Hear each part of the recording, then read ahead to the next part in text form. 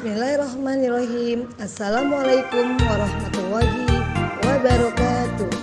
Selamat berjumpa kembali dengan saya Ibu Lina Erwina dari Diknas Pendidikan Kota Tangerang, Kecamatan Jatiuwung. Kali ini saya akan mempersembahkan video pembelajaran Bahasa Indonesia kelas 4 SD semester 2 dengan topik menyebutkan permasalahan yang dialami tokoh di dalam suatu cerita. Adapun tujuan pembelajaran kali ini, siswa diharapkan dapat menyebutkan permasalahan yang dialami tokoh di dalam suatu cerita. Di dalam suatu cerita ada yang disebut dengan tokoh cerita. Tokoh cerita adalah pemeran yang ada di dalam suatu teks cerita. Berdasarkan perannya, tokoh cerita dapat dibedakan menjadi 3, yaitu 1. Tokoh utama. Siapa itu tokoh utama?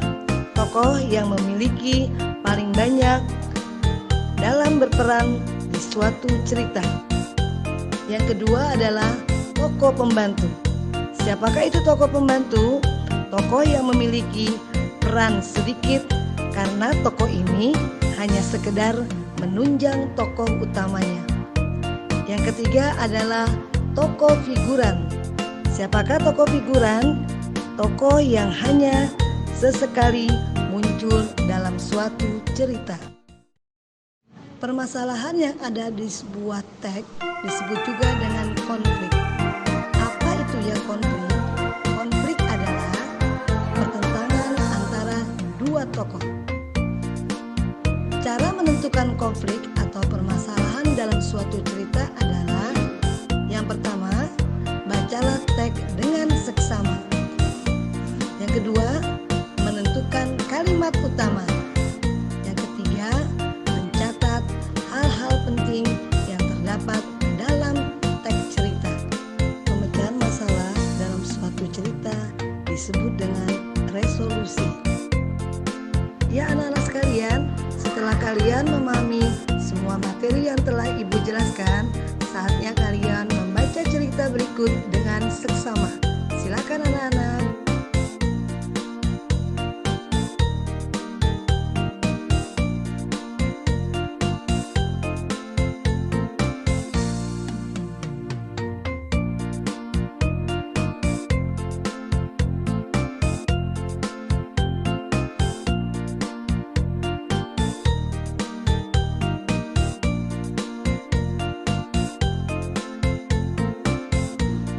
Berlatih. Setelah membaca cerita dan seksama, silakan kalian kerjakan semua tugas di bawah ini. Yang pertama, kalian sebutkan siapa tokoh utama dalam cerita tersebut. Kedua, siapakah tokoh pembantu dalam cerita tersebut. Yang ketiga, apa saja permasalahan yang terjadi dalam cerita tersebut.